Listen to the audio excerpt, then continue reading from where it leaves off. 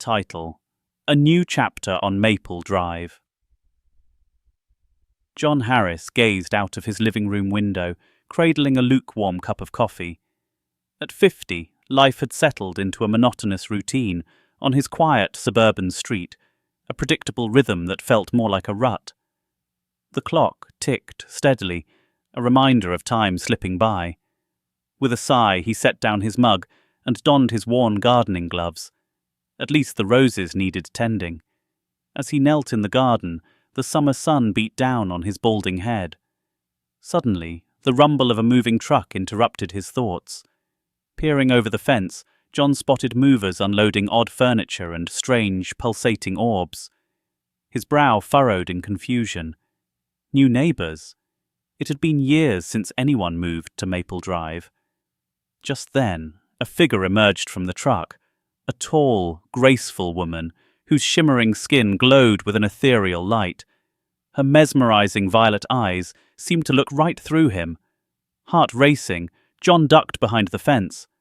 An alien, an actual extraterrestrial, had just moved in next door.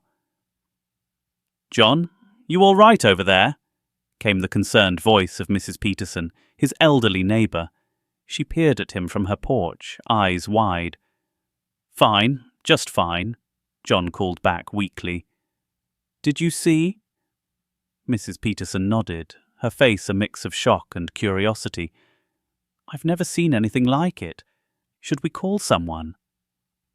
Before John could respond, the melodic voice of the alien floated over the fence. "Hello, neighbours. I'm Tani. I hope I'm not disturbing anyone with my arrival." John stood up, face to face with Tani. Up close, her beauty was even more striking. "Hello," he stammered. "I'm John. Welcome to the neighbourhood." Tanae's violet eyes crinkled in a smile.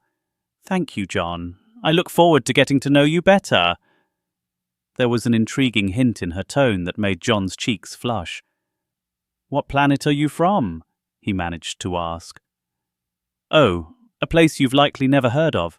Eliso," she replied casually, as if discussing a move from another state rather than another solar system. As days passed, John found himself increasingly distracted by Tani.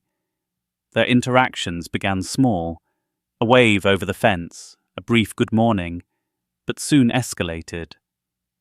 One afternoon, as John watered his garden, Tani appeared at the fence. "Your flowers are lovely," she said, her voice like music. "We have plants that sing when they bloom. Perhaps I could show you sometime." "I'd like that," John replied, flustered. The next day, while trimming his hedges, John noticed Tani struggling with a large, pulsating plant in her yard. "Need a hand?" he called out, surprising himself. "Oh, John, yes, please," she exclaimed, relief evident on her face. "This lumina bush is being quite stubborn." As John helped her, a warm tingling sensation spread through his hands when he gripped the plant. "Oh, don't mind that," Tania laughed. "It's just saying hello." Captivated by her fluid movements and the play of light across her skin, John felt an inexplicable connection. After replanting the bush, Tani stepped closer, her intoxicating scent enveloping him. "Would you like to stay for a drink? I have a beverage from my home world that I think you'd enjoy." Despite knowing he should decline, John found himself saying, "I'd love to." Inside her home, a blend of earth furnishings and alien technology, Tani poured him a shimmering, opalescent liquid. After a cautious sip, warmth spread through his body, and he felt more alive than he had in years.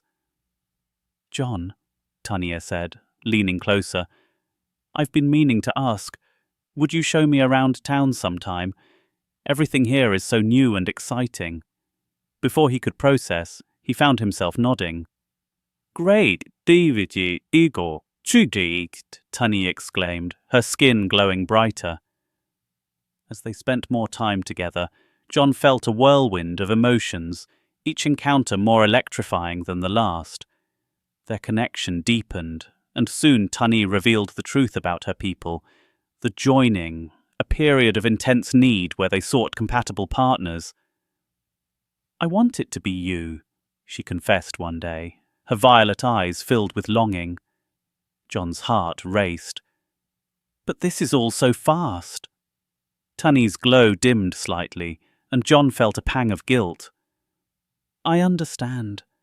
It's a lot to ask, she said softly, but as he considered the excitement she brought into his life, he realized he didn't want to lose her. Okay, he said.